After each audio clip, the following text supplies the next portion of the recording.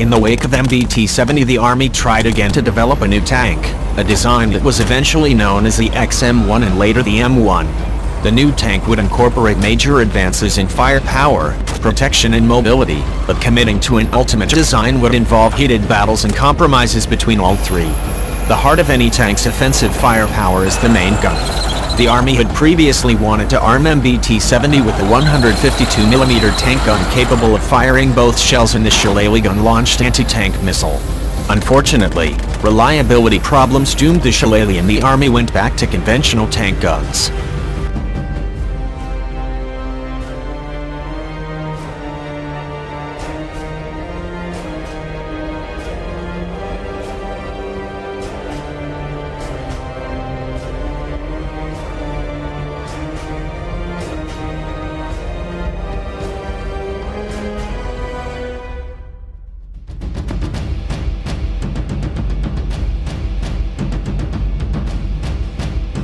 The Soviet Union's primary tank was the T-62, armed with the U-5TS 115mm gun, while the U.S. Army's M60 tank was armed with the M68 105mm gun.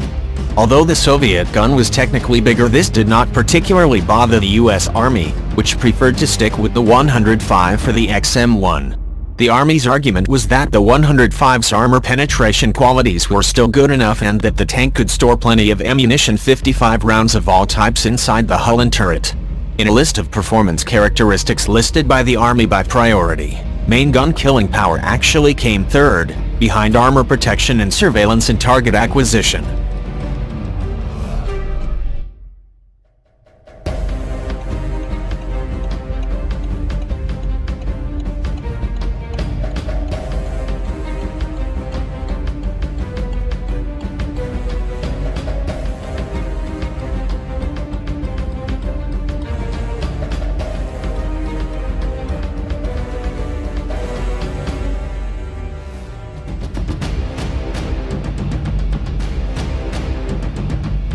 Ironically, it was the civilian leadership at the Pentagon that wanted a larger gun, and that pushed for the West German-developed Rheinmetall 120mm gun. Although the gun would carry fewer, 40, rounds, it would future-proof the Abrams against future threats. The Pentagon was worried that newer Soviet tanks, including the 125mm armed T-64, would outclass the XM-1 even as it entered production. In the end, both sides came to a compromise. Early production M1 models would come with the 105mm gun, but would be upgradable to the Rheinmetall 120mm. The next version of the tank, the M1A1, would be built at the factory with the bigger gun.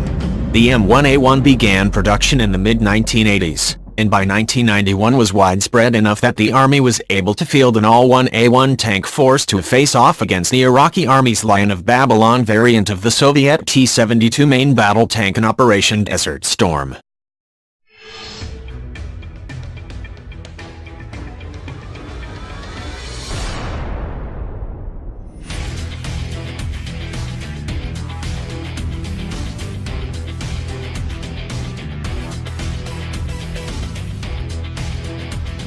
The so-called Chom-Tom armor was a mixture of steel and ceramics, but the major design contribution was the use of a honeycomb-like structure that broke up the molten metal jet that comprised a shaped charge explosive and absorbed its energy.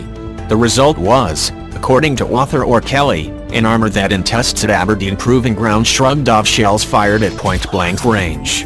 It was beyond the wildest dreams of any tanker. Army officials came away enthusiastic about the armor but faced considerable skepticism and pushback from the not-invented-here crowd. That was gradually overcome once those involved became aware of how incredibly effective it was. Another issue was engineering-related and much more serious. The new armor had a weight problem.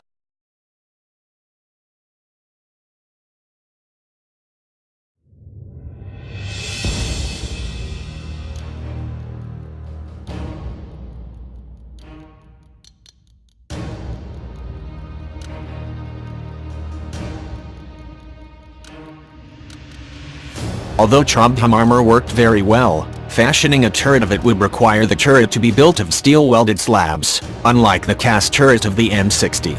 This was not a problem and actually gave the tank a sleek, futuristic look.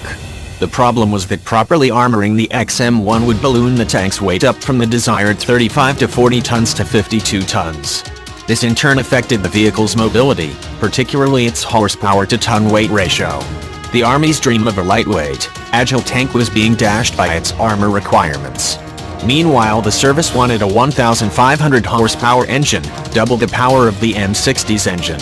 It tried 2 diesel engines, the Daimler-Benz diesel that powered the Leopard 2 and a homegrown diesel built by Teledyne Continental, but the third engine, a gas turbine adapted from aircraft use, unexpectedly gained favor. The gas turbine allowed for quicker startups, faster acceleration, ran without producing smoke, and most importantly was smaller and 3 tons lighter than its competitors, saving valuable weight. Although the gas turbine would require the Army to stock vast quantities of gasoline, in addition to diesel fuel, on the battlefield, the advantages of the turbine eventually won out.